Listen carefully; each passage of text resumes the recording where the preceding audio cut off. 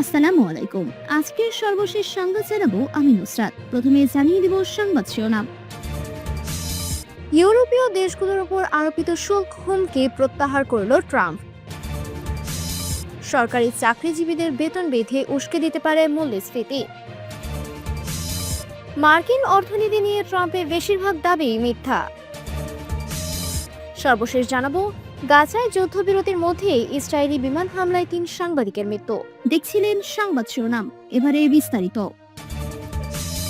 ইউরোপীয় দেশগুলোর উপর আরোপিত শুল্ক হুমকি প্রত্যাহার করল ট্রাম্প। যুক্তরাষ্ট্রের প্রেসিডেন্ট ডোনাল্ড ট্রাম্প গ্রিনল্যান্ড দখলের কঠোর অবস্থান থেকে নাটকীয়ভাবে সরে এসে ইউরোপীয় দেশগুলোর উপর আরোপিত শুল্কের হুমকি প্রত্যাহার করে নিয়েছেন। বুধবার 21 জানুয়ারি সুইজারল্যান্ডের দাভোসে ওয়ার্ল্ড ইকোনমি ফোরামের সাইডলাইনে ন্যাটোর মহাসচিব মার্ক রুটের সঙ্গে বৈঠকের পর ট্রাম্প ঘোষণা করেন যে গ্রিনল্যান্ড এবং বৃহত্তর আর্কটিক অঞ্চলের নিরাপত্তার বিষয়ে একটি ভবিষ্যৎ চুক্তির কাঠামো ফ্রেমওয়ার্ক তৈরি করা হয়েছে। একই সঙ্গে তিনি স্পষ্টভাবে জানিয়ে দিয়েছেন, গ্রিনল্যান্ড নিয়ন্ত্রণে নিতে তিনি কোনো ধরনের সামরিক শক্তি প্রয়োগ করবেন না। আল জাজিরার এক প্রতিবেদনে বলা হয়েছে যে ট্রাম্পের এই অবস্থান পরিবর্তন আটলান্টিক মহাসাগরের দুই পারের দেশগুলোর মধ্যে গত কয়েক দশকের মধ্যে সবচেয়ে উত্তপ্ত কূটনৈতিক সম্পর্কের অবমনকে কিছুটা শিথিল করবে।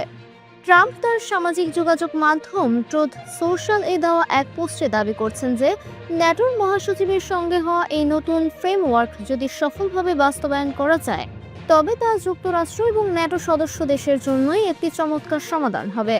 দাভোসে সাংবাদিকদের সঙ্গে আলাপকালে ট্রাম্প বলেন, এই রূপরেখা মূলত নিরাপত্তা এবং খনিজ সম্পদ সহ সব গুরুত্বপূর্ণ বিষয়কে কেন্দ্র করে সাজানো হয়েছে।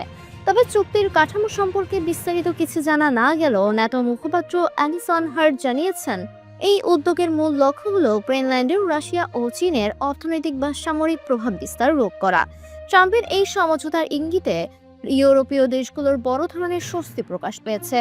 ফক্স নিউজকে দেওয়া এক সাক্ষাৎকারে ন্যাটো মহাসচিব মার্ক রুটে জানান যে গ্রিনল্যান্ড এবং পুরো আর্কটিক অঞ্চল সুরক্ষায় প্রেসিডেন্টের যে দৃষ্টিভঙ্গি রয়েছে তা কিভাবে কার্যকর করা যায় তা নিয়ে আলোচনা হয়েছে।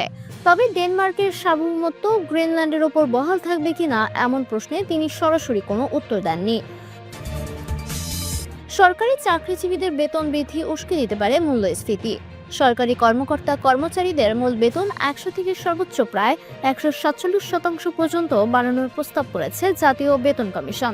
ফলে সর্বনিম্নে থাকা 20তম গ্রেডে মূল বেতন 8,200 টাকা বাড়িয়ে 20,000 টাকা এবং সর্বোচ্চ প্রথম গ্রেডে 78,000 টাকা থেকে বাড়িয়ে 1,60,000 টাকা নির্ধারণের সুপারিশ করা হয়েছে।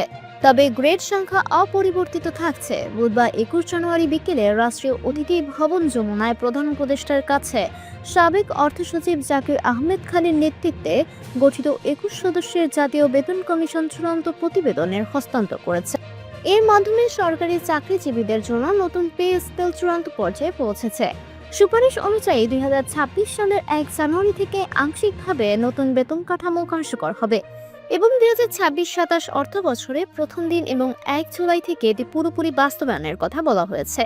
বেতন বৃদ্ধি সম্পর্কে পরিকল্পনা কমিশনের বিভিন্ন পর্যায়ের কর্মচারীরা বলেছেন, বেতন বাড়ায় আমাদের তেমন লাভ হবে না। বেতন বাড়ানোর পরেই দেখা যাবে বাজারের সব পণ্যের দাম বেড়ে 1.5 থেকে 2 গুণ বেড়ে গেছে। পণ্যের দাম কম থাকলে আমরা এই বেতন দিয়েই চলতে পারবো। তাই বেতন বাড়ানোর চেয়ে মূল্যস্ফীতি নিয়ন্ত্রণ বেশি জরুরি। কমিশন সূত্রে জানা গেছে, দীর্ঘদিনের চড়া মূল্যস্ফীতি, জীবনযাত্রার ব্যয়, ক্রয় ক্ষমতা বিবেচনায় রেখে এই প্রস্তাব তৈরি করা হয়েছে। অনলাইনে পরিচালিত জরিপে 2,36,000-এর বেশি অংশগ্রহণকারীর মতামত এতে অন্তর্ভুক্ত করা হয়েছে। প্রস্তাবিত পে স্কেল কার্যকর হলে সরকারের অতিরিক্ত ব্যয় হবে প্রায় 1 লাখ কোটি টাকা। বর্তমানে প্রায় 15 লাখ সরকারি কর্মচারীর বেতন হাতার জন্য চলতি অর্থবছরের বাজেটে বরাদ্দ আছে প্রায় 85,000 কোটি টাকা। নতুন কাঠামো বাস্তবায়িত হলে এই ব্যয় দ্বিগুণের বেশিও বেড়ে যেতে পারে। কমিশনের প্রস্তাবে বৈশাখী ভাতা 20% থেকে বাড়িয়ে 50% করার সুপারিশ করা হয়েছে। একই সঙ্গে যাতায়াত ভাতা 11তম থেকে 20তম গ্রেডের পরিবর্তে 10ম থেকে 20তম গ্রেড পর্যন্ত দেওয়ার প্রস্তাব রয়েছে।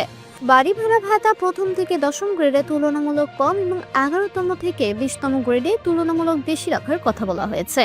পেনশনভোগীরাও পাচ্ছেন বড় সুবিধা। মাসে 20,000 টাকার কম পেনশন পাওয়া ব্যক্তিদের পেনশন প্রায় 100%, 20 থেকে 40,000 টাকা পাওয়া ব্যক্তিদের 75% এবং 40,000 টাকা বেশি পাওয়া ব্যক্তিদের 55% বাড়ানোর সুপারিশ করা হয়েছে। ৭৫ বছরের বেশি বয়সী পেনশনধারীদের চিকিৎসা ভাতা ১০,০০০ টাকা এবং ৫৫ বছরের কম বয়সীদের জন্য ৫,০০০ টাকা নির্ধারণের প্রস্তাব রয়েছে।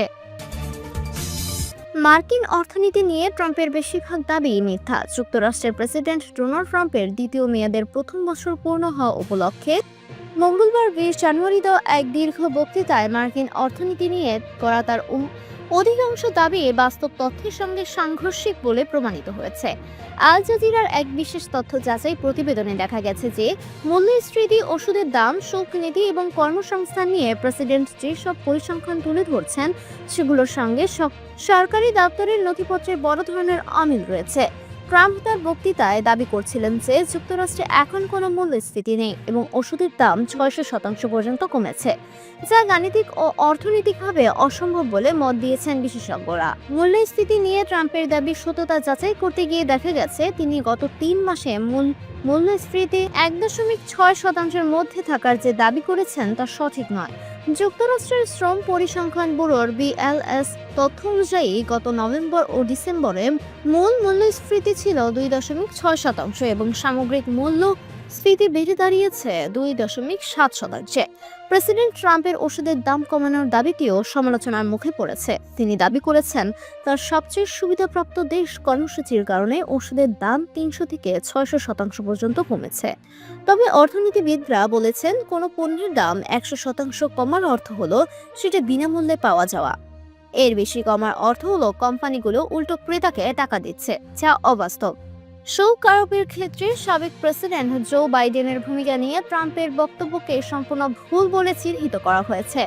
ট্রাম্প দাবি করেছিলেন যে বাইডেন কোনো শুল্ক আরোপ করেননি, অথচ তথ্য বলেছে বাইডেন প্রশাসন রাশিয়ার ওপর ৩৫%, চীনের ইলেকট্রিক গাড়ির ওপর ১০০% এবং সেমিকন্ডাক্টর চিপের ওপর ৫০% পর্যন্ত শুল্ক বসিয়েছিল। এছাড়া সুপ্রিম কোর্টে বিচারাধীন শুল্ক মামলার রায় নিয়ে ট্রাম্পের বক্তব্য আংশিক সঠিক হলেও তা অস্পষ্ট। আদালত ট্রাম্প প্রশাসনের বিপক্ষে রায় দিলে সংগৃহীত শুল্কের সম্পূর্ণ অংশ নয়, বরং অর্ধেকের মতো আমদানিকারকদের ফেরত দিতে হতে পারে বলে আগে জানিয়েছিলেন অর্থমন্ত্রী স্কট বেসেন্ট। শ্রম বাজারের চিত্র নিয়েও ট্রাম্পের তথ্যের ঘাটতি পাওয়া গেছে। ২০২৫ সালে ট্রাম্প প্রশাসন ২,৭০,০০০-এর বেশি সরকারি কর্মচারীকে ছাঁটাই করলেও তার দাবি অনুযায়ী তারা বেসরকারি খাতে সহজ কাজে পাচ্ছে না। BLS এর তথ্য অনুযায়ী ২০২৫ সালে যুক্তরাষ্ট্রে মাত্র ৫,৮৪,০০০ নতুন কর্মসংস্থান সৃষ্টি হয়েছে, যেখানে বাইডেন প্রশাসনের শেষ বছরে এই সংখ্যা ছিল প্রায় ২০ লাখ। গাড়ি কারখানা তৈরির বিষয়ে ট্রাম্পের দাবিকে অতিরঞ্জিত বলেছেন বিশেষজ্ঞরা। অক্সফোর্ড ইকোনমিক্সের তথ্য মতে পরিবহন সরঞ্জাম কারখানায় বেশিরভাগ বিনিয়োগ গত বছরের তুলনায় কমে $১,৪৪০ কোটি নেমে এসেছে। এমনকি গ্যাসের দাম নিয়েও প্রেসিডেন্টের দাবি অমূলক প্রমাণিত হয়েছে। বর্তমানে যুক্তরাষ্ট্রের গ্যাসের গড় দাম গ্যালন প্রতি $2.82, যা ট্রাম্পের দাবি করা $1.99 চেয়ে অনেক বেশি।